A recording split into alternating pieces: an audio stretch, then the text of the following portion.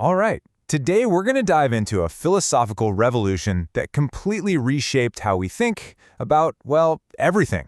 And believe it or not, it all kicked off with one simple but really unsettling question. Seriously, think about it. This isn't just some random late-night thought. This was the exact starting point for one of the greatest intellectual quests in all of history. So let's set the stage a little. Picture it. It's the 1600s, and for centuries, the world of knowledge felt, well, pretty solid. You had the authority of the church, you had ancient philosophers like Aristotle, but all of that was starting to fall apart. I mean, you had these new scientific discoveries just hammering away at centuries of doctrine. First, you get Copernicus saying, hey, we're not actually the center of the universe. Then Bacon comes along, urging everyone to test things for themselves. And of course, Galileo gets in huge trouble for backing up Copernicus. All of these things created these massive cracks in the old foundation of knowledge. It was a full-blown intellectual crisis. This created this deep, profound uncertainty. I mean, if everything you were taught to believe is now up for debate, what's left? What can you possibly know for sure? There was this desperate need for a new, totally unshakable foundation for knowledge. Someone had to find a starting point that no one could possibly question. And this is where our hero comes in, the brilliant French mathematician and philosopher René Descartes. He saw this problem and he took it on personally. He decided the only way to find the truth was to first systematically destroy every single belief he had. His mission was just radical. He wasn't just going to question a few things, no. He decided to doubt everything he had ever been taught, all in the hope of finding one single truth that was absolutely 100% undeniably certain. Descartes had this really powerful way of explaining his method. He said to imagine your beliefs are like a barrel of apples. If you suspect some are rotten, you can't just pick through them. The rot might spread. The only way to be sure is to dump the whole barrel out, inspect every single apple one by one, and only put the perfect ones back in. His doubt wasn't just for kicks. It was a precision tool for sorting the bad beliefs from the good ones. Okay, so let's get into how he actually did this, because it gets pretty wild. Descartes didn't just, doubt things casually. He took his skepticism to the absolute extreme. He did it in 3 escalating stages, and each one gets a little more mind-bending than the last. So let's break this down. First, he starts with the senses. Easy enough, right? A stick in water looks bent, things far away look small. Our senses fool us all the time. But then he goes way deeper with the dream argument. He asks, are there any certain signs to prove that you aren't in an incredibly vivid dream right now? And just when you think it can't get any crazier, he hits us with the evil demon. What if some super powerful, malicious being is actively tricking you about everything? Even something as basic as 2 + 3 = 5. With each step, the rug gets pulled out further from under you, until it feels like nothing is solid anymore.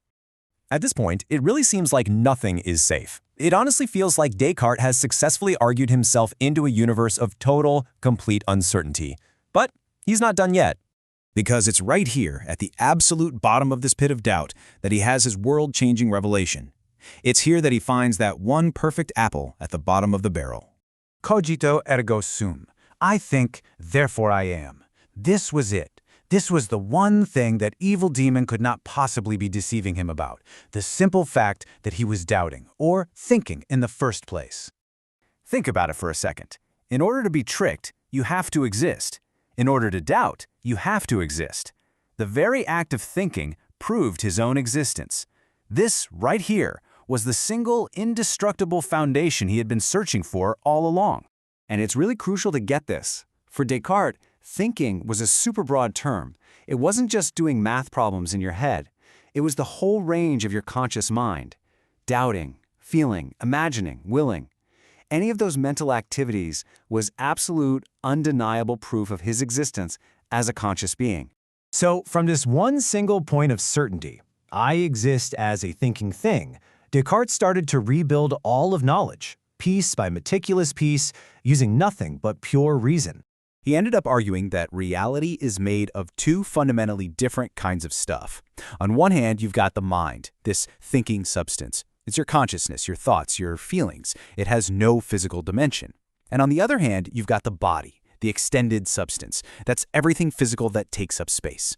For Descartes, these were 2 totally separate worlds.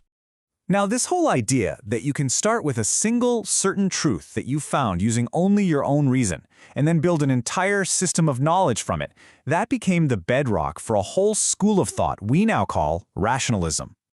But as you can imagine, this idea immediately sparked a huge debate. Not everybody was convinced that pure logic, completely detached from the outside world, was the right way to find truth. And this gave rise to a really powerful rival camp, the empiricists. And here's the core conflict, the fundamental divide. You've got the rationalists following Descartes, who believe that true knowledge comes from reason and the innate ideas that we're all born with. But then you have the empiricists, guys like John Locke and David Hume, who argued that no, the mind starts as a total blank slate and that all of our knowledge has to come from our sensory experience of the world around us. And that brings us to the big question that we're still wrestling with. Is knowledge built from pure logic, from the inside out, or is it built from what we see and touch, from the outside in? This debate, kicked off by one man's quest for certainty 400 years ago, still shapes how we think about science, consciousness, and reality itself. So, what about you? Where does your knowledge truly come from? Your reason or your experience?